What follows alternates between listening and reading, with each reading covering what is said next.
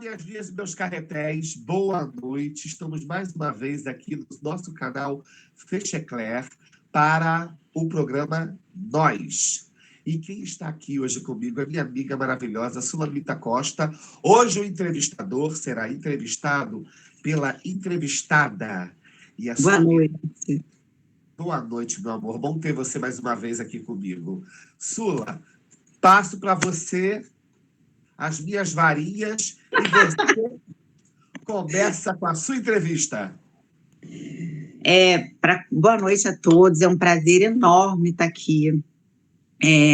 São anos que a gente se conhece, acho que anos que a gente está na vida um do outro, anos que você marcou e marca a minha vida, né? Então é um grande prazer estar aqui falando de você, né? Para falar para você e de você. É um grande prazer. Vamos lá, vamos falar de você.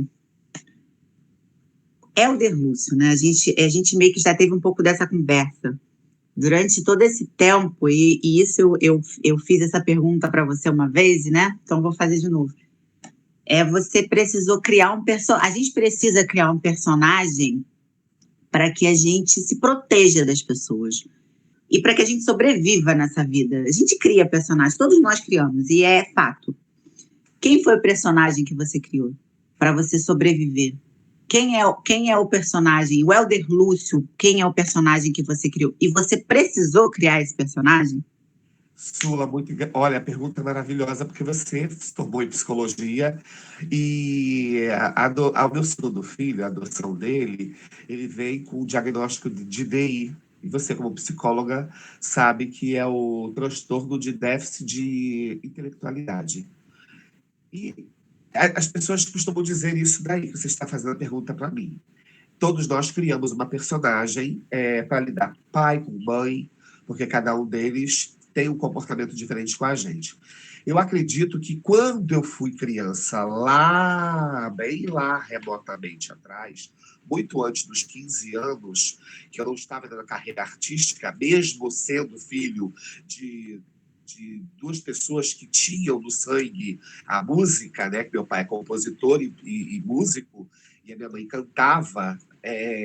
Eu fui criado no meio dessa situação toda, eu e minha irmã, que também canta.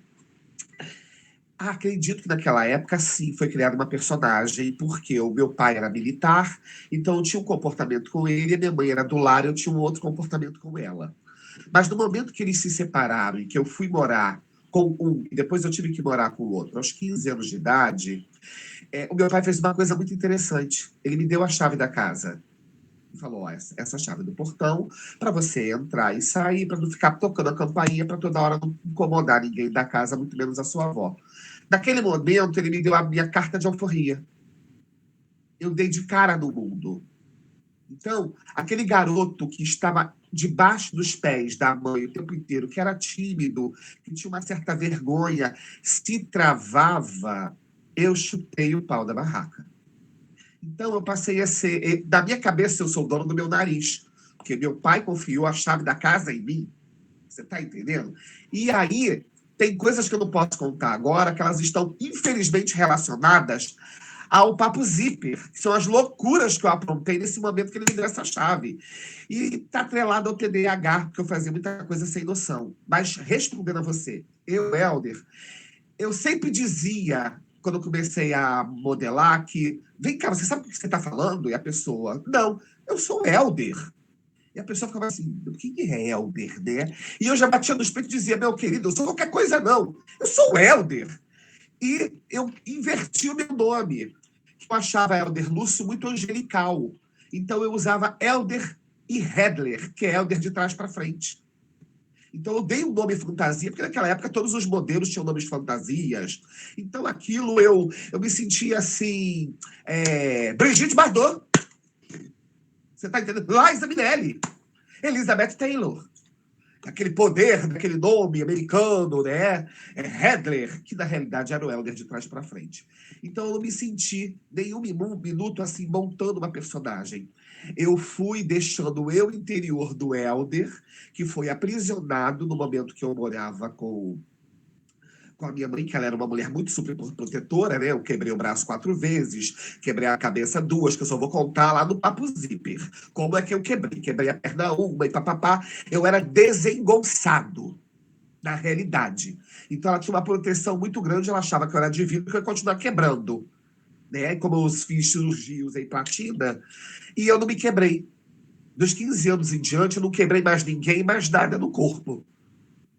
E aí o eu interior que estava aqui, que era aquela pessoa que eu queria botar para fora, ele foi saindo gradativamente, eu fui encontrando pessoas e comecei a dar aula. Gente, eu me encontrei dando aula. Aí o Helder chegou ao ponto de ser quem eu sou hoje. Ele foi, sabe, saindo aos poucos. Eu não me vejo uma personagem, eu me vejo muito autêntico. Aliás, eu me vejo exageradamente sem filtro. Perguntou, fala assim, meu bem, vem cá, você quer que te conte a historinha ou a verdade? Porque eu posso contar para você a Branca de Neve, Alice no País das Maravilhas, Cinderela, porque a Disney já romantizou tudo mesmo, eu vou no embalo. Mas se você quiser que eu conte a história, Titi conta. É mais ou menos isso que eu sou. Entendeu? Entendi. E nessa transição toda de caminho, você encontrou o Rodrigo. Ai, olha, justo. Para você eu posso contar aqui, porque não vai entrar no tricotando, não.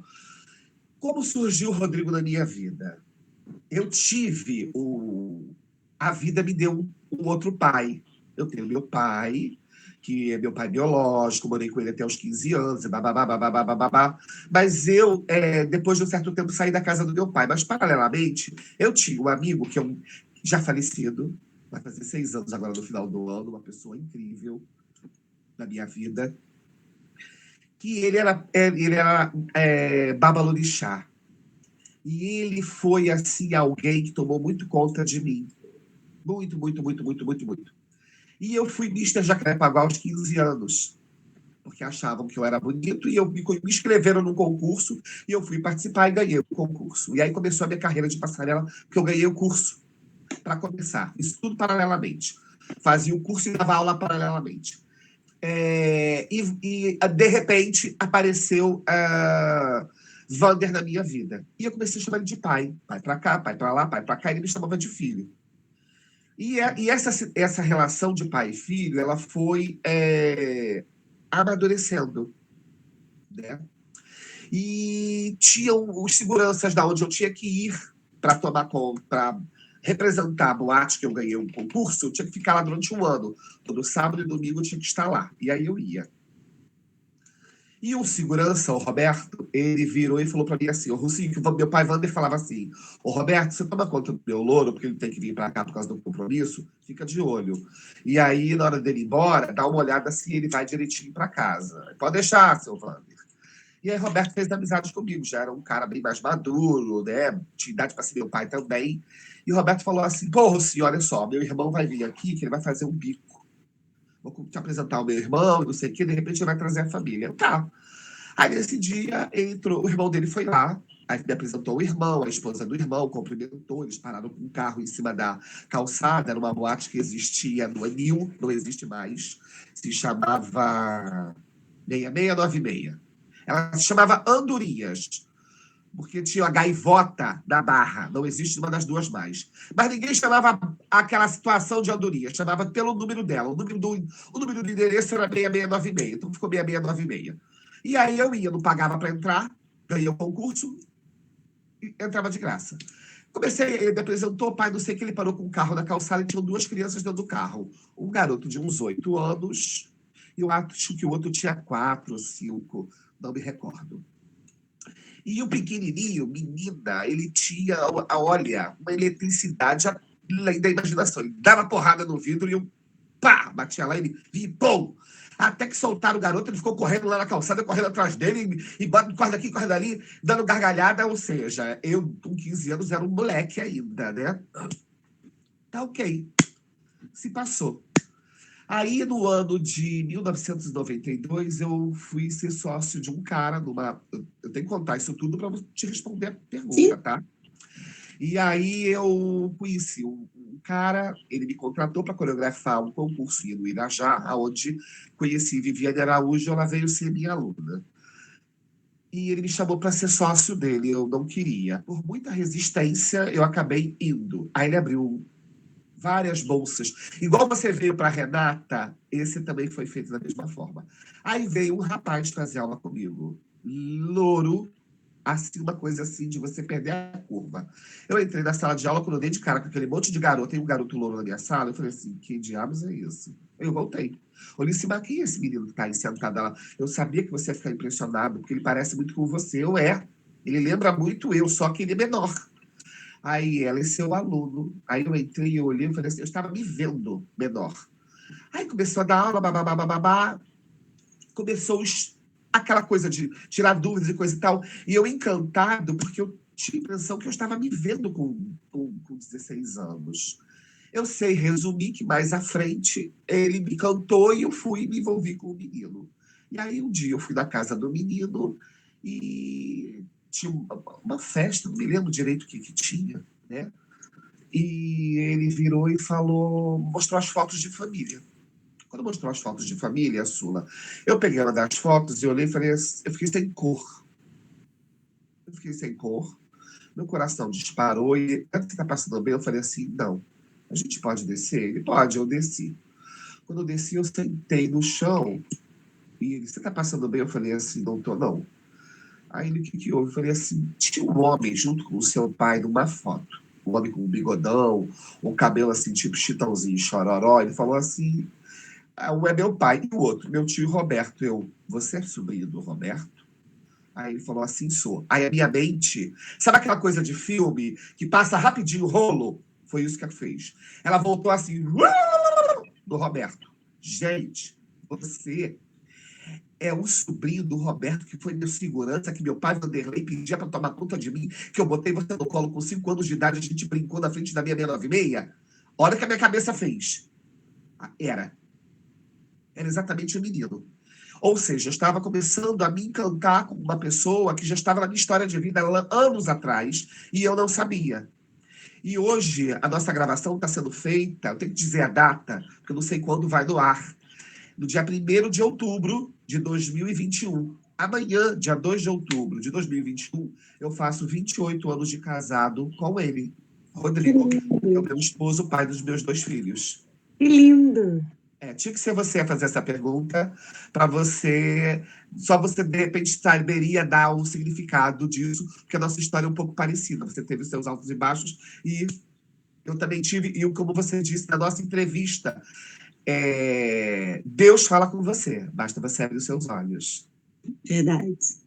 E você pode dizer que encontrar o Rodrigo, viver esse amor de vocês te salvou? Totalmente. Sula, eu sempre disse que eu queria casar com um príncipe encantado. Eu tive um casamento anterior que foi desastroso na minha vida. Desastroso. Eu sofri humilhações, agressões, uma porção de coisas. Eu, uma pessoa extremamente forte, passei por isso. Então, eu jamais faria isso com alguém. E aí, quando eu conheci o Rodrigo, eu me vi nele. Eu tinha medo de alguém magoar ele, eu me apaixonei. Tá? E ele me salvou inúmeras vezes. Nossa, literalmente, quem me tirou de dentro do túmulo assim que Ângelo nasceu foi Rodrigo, porque eu tive um problema emocional muito forte, não que fosse meu. Eu sofri uma agressão homofóbica, né? Não reagi, e aquilo me fez mal por não ter reagido. Me levou à plaquetomia, que virou trombocitopenia e virou púrpura, e me desceu a 4.000 de plaqueta, eu já estava já virando leucemia. E quem me salvou com todo o aparato médico e apoio e não me abandonar foi ele. E eu estou aqui, sabe? Até hoje, o meu filme é A Bela e a Fera. Ele é a minha fera. Sim. Respondido? Sim. E você tocou num assunto muito particular, né? Que foi o que você sofreu, que foi a questão da... Como é que eu vou... Homofobia? Da homofobia. Ah, E como é que foi durante toda a sua vida, a gente já conversou um pouco sobre isso, e eu até já sei um pouco da resposta, conviver com essa situação, né? Como é que você lidou com isso durante toda a sua vida? Sula, eu costumo dizer que se eu sofri bullying, eu não percebi, entendeu? Algumas pessoas olhavam para mim, eu era muito quieto, sempre fui muito educado, e chamava muita atenção porque ele era louro, tinha um cabelão, minha mãe me arrumava muito, sempre muito limpinho. Meu uniforme, se você botasse ele em pé do lado, ele ficava. Os meus cadernos, ela colocava um bichinho em cada folha. Então, eu tinha todo o estereótipo de garota, mas eu não tinha comportamento de garota. Eu tinha um comportamento de um garoto completamente reprimido. Entendeu? Eu não podia brincar porque eu tinha quebrado o braço 4 vezes e usei 2 platinas. Então, já era orientado em casa, você não pode brincar porque você vai quebrar o braço. Se você quebrar o braço de novo, você vai ficar sem ele, porque vai ter que amputar. Então, ou seja, aquele histórico, eu já me travava. Não posso correr porque eu vou quebrar o braço, eu vou ficar sem ele. E aquilo, não, ou seja, para uma criança, era muito complicado. Então, se eu sofri, as crianças já se aproximavam de mim com medo de eu quebrar. Olha só. Então, se eu sofri bullying da sociedade, gente, passou muito discreto, tá? Mas na minha família, que é grande, gigante, né? Eu acho que por falta do que fazer, não tinha televisão lá em Minas, não. Do lado da minha mãe nasceram 9, e do lado do meu pai também nasceram 9, né? E aí, imagina quantos primos eu não tenho.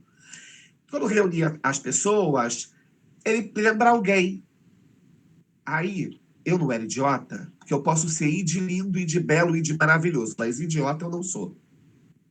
Eu falava assim, tô lembrando alguém que deve ser uma bichona, né?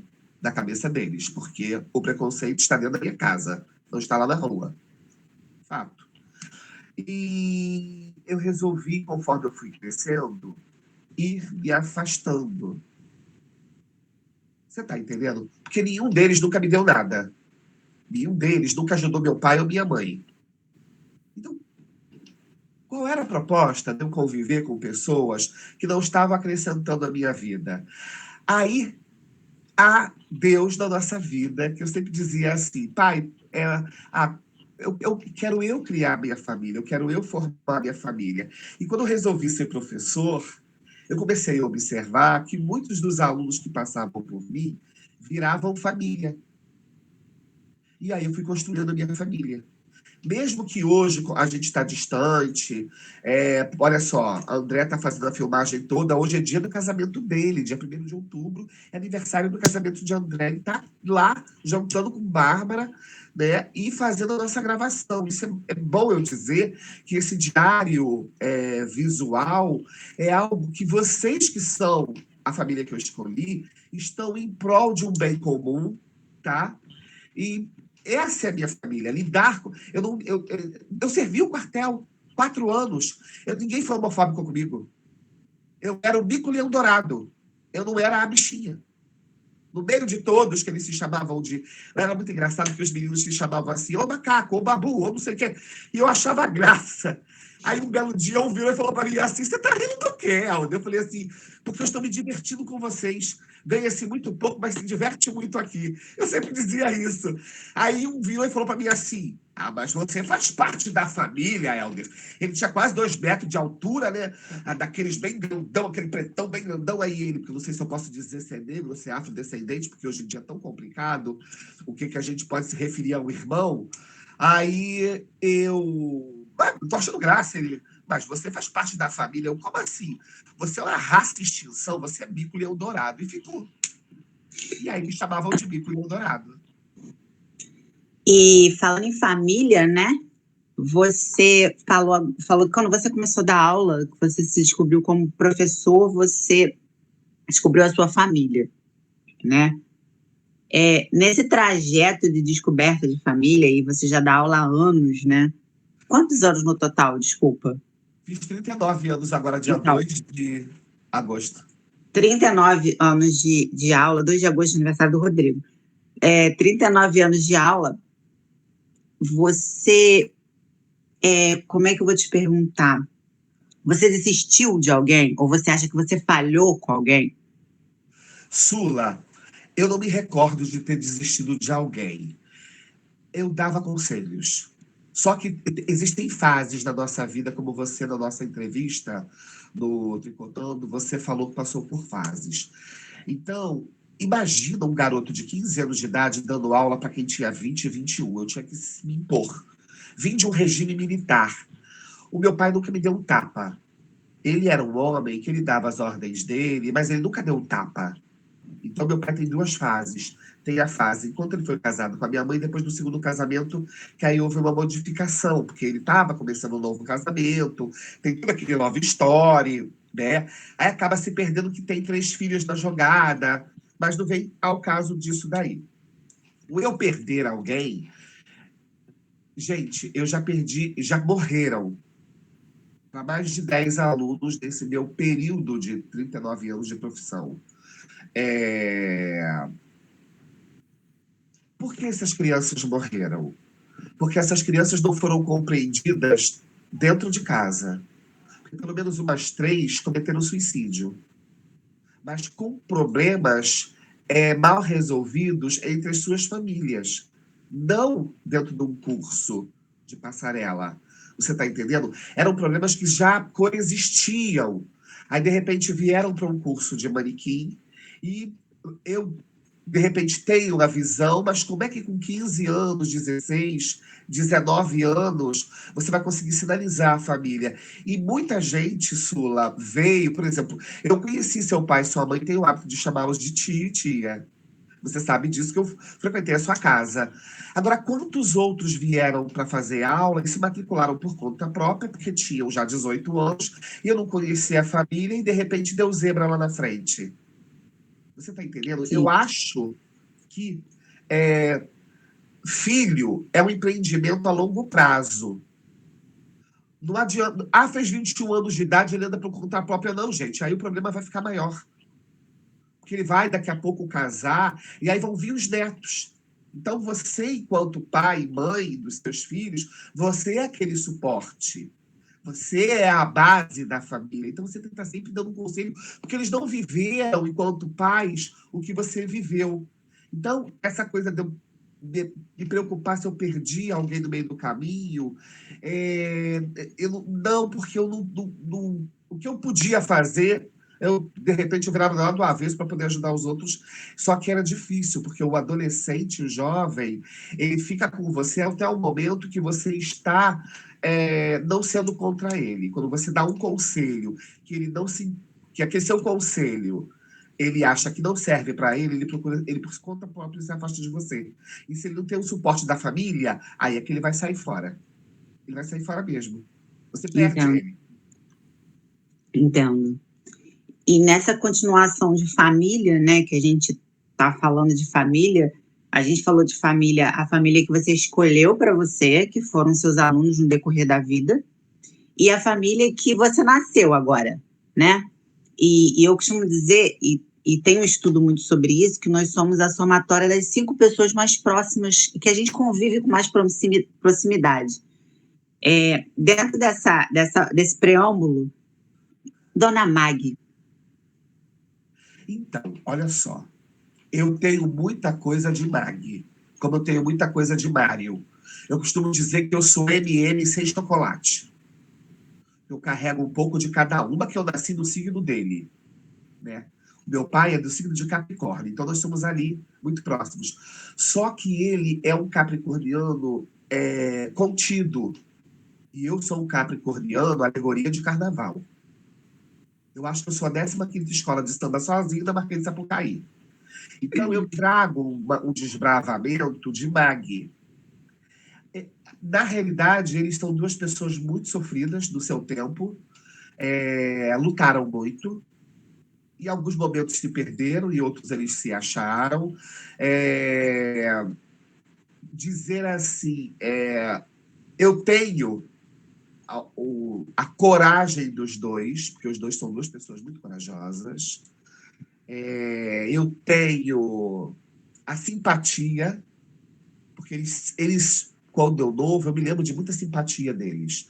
Eu converso muito com a minha irmã, que mora no Mato Grosso, e nós estamos muito parecidos. Ela é acelerada igual a mim, só que a minha irmã é mais contida, mas ela é aceleradíssima. E ela se diverte comigo porque eu falo muita abobrinha. E eu faço muita brincadeira com as coisas que estão em volta de mim. A vida foi me ensinando a fazer isso, e isso mexe com a minha autoestima, porque eu não via isso no meu pai e na minha mãe. Eu via neles assim, uma luta contínua, constante. Que aí, você, quando a pessoa fica muito mais velha, ela está desgastada. E aí, quando ela adoece, que, por exemplo, é o caso da minha mãe, ela se questiona de não ter aproveitado melhor o tempo. E isso eu não quero para mim. Então, eu sempre quando falo com ela, eu falo exatamente isso. Olha, gostosona, presta atenção, querida. Eu não quero isso para mim, não. Eu quero acertar onde você errou. E eu já até perguntei para ela se ela. Aliás, minha irmã perguntou: você acha que se fosse voltar ao passado, ela faria alguma coisa de diferente? Eu falei assim: faria, se ela tivesse a mente que ela tem hoje. Mas como ela não vai ter, ela vai repetir tudo de novo, porque eu sei muito bem quem ela é. Você está entendendo? Aí ela começou a rir. Porque Sula, nós vamos ter. Olha, talvez eu vou resumir com isso que eu vou te dizer agora. Eu disse para alguém em outra entrevista: existe um Deus que é o único que ele não te dá a oportunidade de você retroceder, que é tempo. Ele está na sua frente, de braços abertos, falando: venha. E você vai. Só que ele vai mostrando para você uma infinidade de coisas maravilhosas. E aí você falou sobre livre-arbítrio na nossa entrevista no Tricotando. Só que o livre-arbítrio é teu, o Papai do Céu te deu de presente. A imagem e semelhança é dele, mas o livre-arbítrio é seu. Ele está ali só. Toma aqui o bolo. Você quer o quê? De chocolate ou de laranja? Você que vai escolher. A dor de barriga quem vai ter é você, se vira nos 30, como diria o Faustão. Só que existe uma deusa que te acompanha desde pequeno, mas você não dá confiança, porque você acha que vai morrer amanhã. E aí você briga, briga, briga, briga. Aí quando você chega na idade de Mag, aí eu me colocando como filho, eu olho assim: caramba, será que a pessoa está arrependida? Aí a pessoa solta para você dizendo que, poxa, eu não sabia que você era tão divertido. Quanto tempo eu perdi, né? E a deusa estava do lado dela falando o tempo inteiro que a paciência é a única deusa que não envelhece. É a paciência. Mas a gente tem, como você disse, uma certa teimosia. Então, ou você domina a teimosia, ou você senta e faz uma análise do tal do livre-arbítrio. Eu quero a esquerda e a direita. Se eu for para a esquerda, como faz? E se eu for para a direita, como faz? E eu acho que a geração do meu pai e da minha mãe, eles não tiveram essa oportunidade, eles não tiveram esse ensinamento. Por isso que eu me encontrei como professor. Porque muitos dos meus alunos, eu dei essa opção. Eu dizia o que era o certo e o que era o errado. Lembra que eu falei da brincadeira do quer que eu te conte uma historinha, a verdadeira ou a da Disney? Exatamente, estou fazendo o lúdico aí no você escolher o que você quer da sua vida, nas suas mãos. Eu só posso te dizer dessa forma ou dessa forma, você decide. Eu acho que é mais ou menos isso. Eu respondi. Sim. A gente conversando, você falou que você adoeceu, você teve problema de saúde no passado. E como você começou a lidar com Deus tempo e com a deusa paciência, depois de tudo que você passou em relação à saúde e até a sua vida mesmo? Olha, foi muito divertido. Pessoa é louca eu, né? Falar que a doença é divertida. Mas, infelizmente, eu não posso dizer que foi trágico. Eu entrei no hospital com 4.000 de plaqueta. Mas as minhas plaquetas, elas estavam baixando e a gente não sabia o que era. E Rodrigo se desesperou. Aí, automaticamente, eu entrei no plano de saúde dele. E ele já tinha visto a médica Bambambam, que estava fora do Brasil, lá no COI. Aí entrou uma outra. Tá bom. Eu sei dizer que a consulta já estava marcada e eu já sabia quanto eu tinha de plaqueta. E tinha um desfile. E eu fiz uma produção bafônica e fui pro desfile. Chegou lá uma amiga minha, a Dulce, mãe de uma ex-aluna minha. Rodrigo Helder tá passando mal. Não, Dulce, só como é que ele tá elétrico? A minha roupa é branca. E eu estava da cor dela, sem cor nos lábios. Rodrigo, ele tá sem cor. Imagina, você de branco, louro, sem cor, ela reparou uma coisa que ninguém reparou. Só. E eu estava acelerado, ensaiando, e vamos, e não sei o que tinha um evento mais tarde. Ela leva ele no médico, Rodrigo, porque eu tô com medo do Helder desmaiar no meio do evento. Aí ele me levou, e eu nunca fui. Para mim, o hospital é um evento. Eu não vou de qualquer maneira, eu vou fazer uma produção. Entendeu? Hoje eu não estou de cabelão, cortei todo porque não tem condições, mas eu tenho que fazer uma escova, se possível, botar uma lente de... Eu tenho que ir produzido. Vou puxar uma cachorrinha lá passando mal, jamais. E aí, fomos ao Barrador, chegou lá. Eu estava alegre, distribuindo alegria para todo mundo, o pessoal puxando uma cachorrinha cheia de dor. O médico veio e perguntou para mim, eu expliquei a história. Tá bom, vou te fazer um sangue para contar as plaquetas. Aí demora para contar, né? Aí quando veio o médico veio da cor do jaleco dele. Ele e o jaleco tinham a mesma tonalidade, branco, total. Homo. Seu Helder? Pois não. O senhor pode me acompanhar? Eu, claro, eu sempre rindo, né? Tudo para mim é motivo de graça. Aí fui atrás dele. Ele botou numa sala e falou assim: seu Helder, está confirmado. O senhor só tem 4 mil. Pode sentar. Mandou sentar e tudo. Está confirmado. O senhor só tem 4 mil de plaqueta. Eu não te falei? E ri. Aí ele: eu não vou nem internar o senhor, porque já que o senhor tem consulta segunda-feira com a sua médica, o senhor ela vai poder te dar uma assistência melhor. O senhor passa o final de semana com a sua família. E eu ri para ele, tá. Aí dentro de mim eu falei para mim, que a voz veio lá dentro, né? Ele tá te dando atestado de óbito, porque ele acha que você vai morrer no final de semana, não vai chegar nem na segunda. Básico.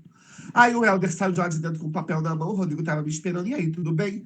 Tô ótimo. Ele só confirmou aquilo que você e eu já sabemos. Estou com 4 mil de plaqueta. Não caiu mais que isso. Vamos que eu tenho que fazer um desfile. Voltei para o Jacarepaguá, fiz o meu desfile. No domingo seguinte, almocei o meu frango com macarronada. E na segunda-feira estava eu lindo e produzido no COI, aonde ela conversou comigo e falou para mim assim: Helder, olha só, nós vamos entrar com corticoide. Se não der resposta, eu vou ter que fazer uma incisão na sua medula, porque vai haver leucemia. E ela falou isso, eu rindo estava, eu rindo, continuei. E eu disse para ela assim: doutora, eu vou lhe dizer uma coisa muito séria que eu aprendi com a vida. Ela o quê? Doença não dá imposte. Porque se desse, eu estava atracado com todos eles aqui na rua, passando a doença para eles. Mas eles não vão receber. Então, se Deus mandou para mim, ele sabe perfeitamente que eu tenho condições o suficiente de dar a mão para ela e falar assim: amiga, vamos. Quem vai chegar? Vamos para postar a corrida? Aquele que chegar primeiro lá na frente é o vencedor. O que ficar para trás não perturba mais o outro. E assim foi feito. Porque a história é gigante. E nós apostamos corrida, eu e Púrpura. Eu fui vencendo ela a cada exame. Ah, tá, fiz contagem de plaqueta todas as semanas. Eu era furado no dedo para ver se eu estava coagulando ou não, entendeu? Porque se furasse, não parasse de sangrar, eu tinha que correr para o hospital. E não podia fazer barba. Eu fazia. Esquentava a água e fazia. Não podia andar de bicicleta. Botava o Ângelo na bicicleta e levava ele para o colégio. Então, ou seja, isso tudo eu fui fazendo, eu não perdi. E eu estou aqui, 13 anos, vivo. E eu peço para papai assim: papai, deixa mais um tempinho aqui, papai. Eu quero ver Ângelo casar, de repente ele vai me dar um neto, 2. Eu quero continuar ajudando as minhas criancinhas no colégio, amo elas. Tem condições? E papai tem me escutado e tem me deixado aqui. Papai, que eu digo, é papai do céu, que ele é aquele que sabe tudo, e ele sabe perfeitamente que eu estou querendo escrever mais um pouco da minha história. Respondi? Sim. E nessa história toda, né, de vida, quem foi, quem é e quem será Helder Lúcio? Olha, o meu filho me resume muito bem. O Ângelo disse que eu sou uma diva. Eu sempre brincava de sacanagem, falava assim: eu sou uma estrela. Eu sou uma estrela. Priscila, rainha do deserto. Praticamente isso, né? E aí, eu não sei como surgiu essa brincadeira da diva. E o Ângelo já é um rapaz, ele está com 13 anos, e ele vem acompanhando isso desde bebê, entre meus saltos altos, fantasias, e desfiles, e teatro, e eu cantando. E o Ângelo só trabalhou uma vez numa peça, fez um desfile só, mas ele não quis isso para ele. E aí ele aprendeu com o Rodrigo e com o André a me dirigir. O André sempre é o filho mais velho que eu tenho, ele sempre me dirige nos espetáculos. Ele faz a minha sonoplastia, você viu que ele é assim, assim, assim. Ele sabe perfeitamente como é que eu funciono. Deu um microfone na minha mão, é um perigo. E ele me larga, é como se fosse assim. Eu não sei se você já viu um galo garnizé. Quando você abre o galinheiro, o galo garnizé é o primeiro a sair. Ele cisca, cisca, cisca, cisca, cisca, corre, corre, corre, depois ele para no meio do galinheiro e corre, corre, corre, corre. Sou eu. Aquilo ali sou eu. Então, ou seja, a pergunta qual era mesmo? Quem foi Helder Lúcio? Quem é Helder Lúcio e quem será Helder Lúcio? Então, eu sou essa diva enlouquecedor, que eu entendo o TDAH como um poder. Estou me sentindo X-Men no Brasil, com o poder de TDAH, veja bem. Eu tenho o poder de falar demais, de dar gargalhada, de fazer o povo rir, de pagar bico, de fazer hora com a minha cara. Eu acho que é esse o meu poder de passar alegria. O Ângelo disse isso para mim ontem. O Ângelo falou assim: você está triste. Aí eu não, estou cansado. Mas, papai, você é a alegria da nossa família. E. Ai, a fala do meu filho me emociona. Então, gente, para você escutar do seu filho, ele com 13 anos, que você é a alegria da sua casa, eu estou acertando. Então, o Helder, a receita do bolo, que o meu pai e a minha mãe, lá no início da vida deles, se casaram e depositaram em mim um amor que não foi à frente, mas eu sou fruto desse amor. Eu fui feito com muito amor. Eles não se falam, mas a essência deles, desse muito amor, aí eles erraram, erraram todas. Acertaram, também acertaram. Mas a essência do amor, eu sou o retrato vivo. Então deu certo. Mesmo com erros e acertos, eu dei certo. Porque o meu filho que nasceu do meu coração, ele disse isso para mim. Então, o Helder de ontem, o de ontem, o do início, o jovem, o hoje e o amanhã, eles estão contidos num só. Tanto que eu adoro curtir as minhas rugas. Você está me entendendo? Ninguém diz que eu tenho 100 anos. Mas eu já falei, gente, eu tomo um litro de Formol uma vez por mês. Eu fico assim com essa cutis. Hoje eu disse que eu sou jurássico. Vim lá de Moisés para cá, que eu estava lá na arca. Eu falei assim, que seja. Então, meu filho, ele tem essa brincadeira, essa alegria com ele, que ele vê eu fazendo essa brincadeira, ele está copiando. Então, está dando certo. Eu estou acertando mais que meu pai e minha mãe. Estou feliz por isso. Respondi? Sim. Ah, que ótimo. Acabou? Oi. Então, porque ela adora falar pergunta. Você já viu, né? Ela fez um monte. Gente, eu estou aqui me despedindo dessa minha amiga. Nossa, nosso papo foi fabuloso. Maravilhoso. Eu amei, amei, amei, amei. Suas perguntas foram, assim, extremamente construtivas, porque eu falei de mim o tempo inteiro, né?